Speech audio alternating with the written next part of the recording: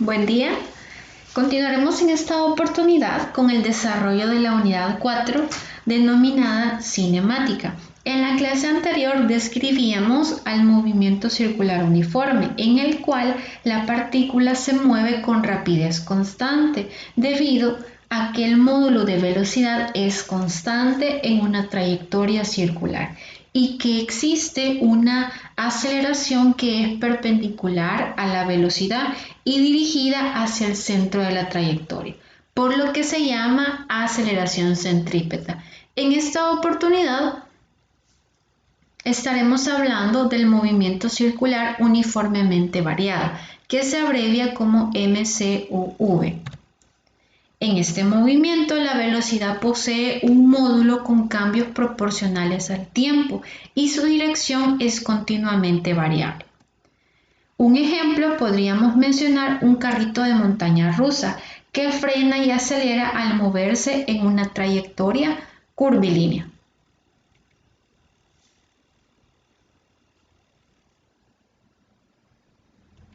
Bien, dado que la velocidad varía en este movimiento, conforme se mueve la partícula en la trayectoria curva, la dirección del vector aceleración cambia de punto a punto.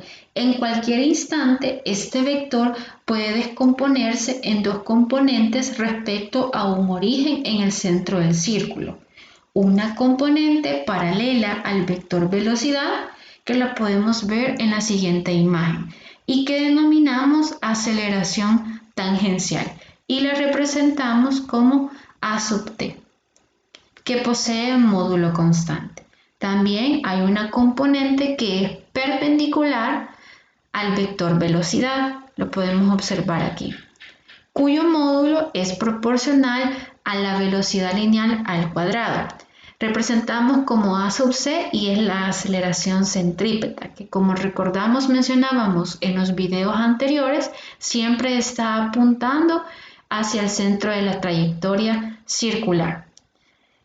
Bien, la ecuación que mirábamos en el video anterior nos sigue funcionando en este movimiento para encontrar la aceleración centrípeta, en donde nos decía que la aceleración centrípeta es igual a la velocidad lineal al cuadrado entre el radio.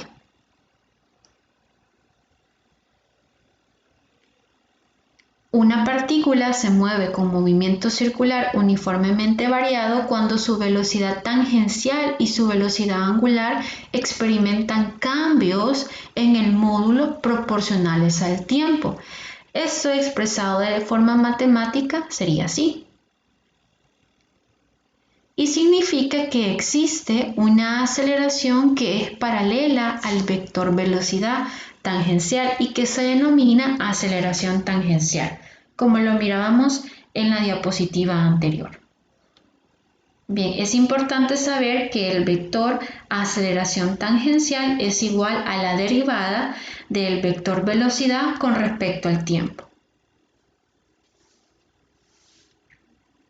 En el movimiento circular uniforme variado, como estábamos mencionando, existe la aceleración centrípeta y que siempre se cumple la ecuación que mirábamos en el video anterior, en donde la aceleración centrípeta es igual a la velocidad lineal cuadrada entre el radio.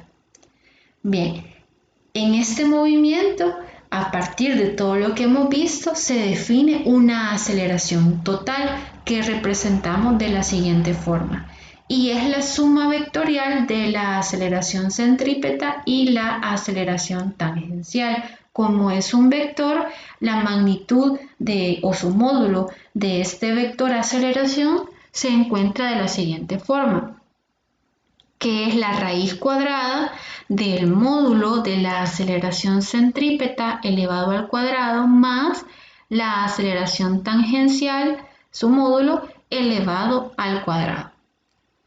Bien, aquí nos explica qué representa cada una de estas variables.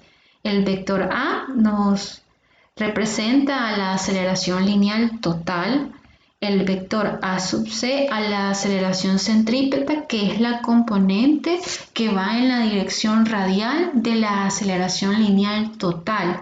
la aceleración tangencial, que se representa como a sub t, el vector a sub t, y es la componente en la dirección tangente de la aceleración lineal total.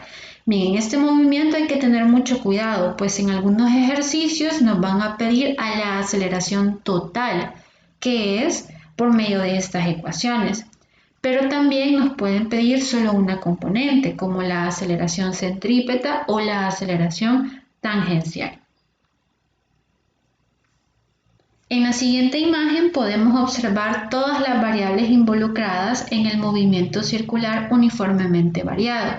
Podemos identificar el ángulo barrido, que en este caso es θ. También podemos identificar el radio, la velocidad angular, que se representa con la letra griega omega.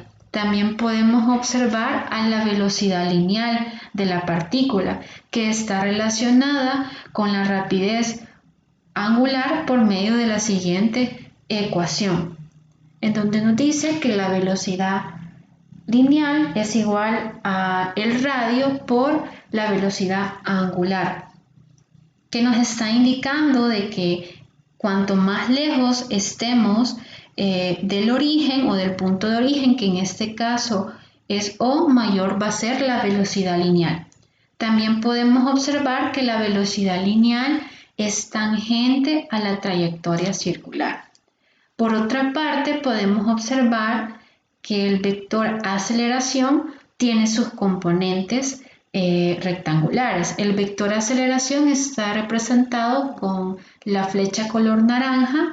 Podemos observar la componente tangencial de la aceleración y la componente radial de la aceleración. La componente radial o la aceleración centrípeta se puede encontrar con la siguiente ecuación, que está en función de la velocidad angular y el radio,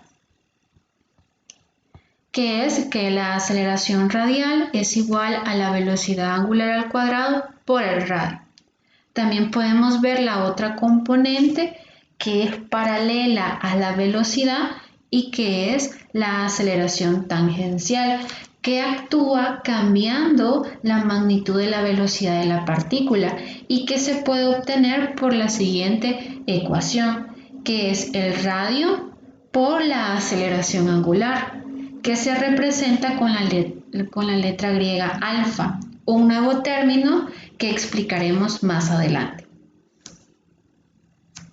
Bien, en el movimiento circular uniformemente variado se cumple, como mencionábamos, que la velocidad lineal es igual a la velocidad angular por el radio. Esto indica que si la velocidad cambia, también cambia la velocidad angular, lo cual implica que le produce una aceleración angular, como mencionábamos, que representábamos con la letra griega alfa. Bien, como decíamos, ¿verdad? Si cambia la velocidad angular, se genera una aceleración angular. Un ejemplo de esto podríamos mencionar cuando una persona pedalea una bicicleta. Entonces, si esta persona en un dado momento pedalea con más vigor para hacer que las ruedas giren más rápidamente, o aplica los frenos para detener la rueda, ahí se está produciendo la aceleración angular, tal como lo mirábamos en la imagen. Lo vamos a repetir. Bien, a partir de eso podemos definir a la aceleración angular media, que es el cambio de la velocidad angular entre el cambio del tiempo. Que lo podemos sustituir como la velocidad angular final menos la velocidad angular inicial entre el tiempo final menos el tiempo inicial. También, ¿verdad? Podemos definir a la aceleración angular instantánea. Recordando, en todos los videos anteriores mencionábamos que cada vez que estemos hablando de instantánea tiene que ver con derivada. Asimismo en este caso, en donde la aceleración angular instantánea es la derivada de la velocidad angular con respecto al tiempo. Para el movimiento circular uniformemente variado, se cumple que la aceleración angular media es igual a la aceleración angular instantánea para todo tiempo. Bien, introducimos una nueva magnitud que es la aceleración angular, que representamos con la letra alfa, con la letra griega alfa. Sus unidades en el sistema internacional son radianes por segundo cuadrado y las dimensiones son t a la menos 2. Para la aceleración tangencial se cumple la siguiente ecuación, como mirábamos en la imagen anterior, en donde la aceleración tangencial es igual a la aceleración angular por el radio.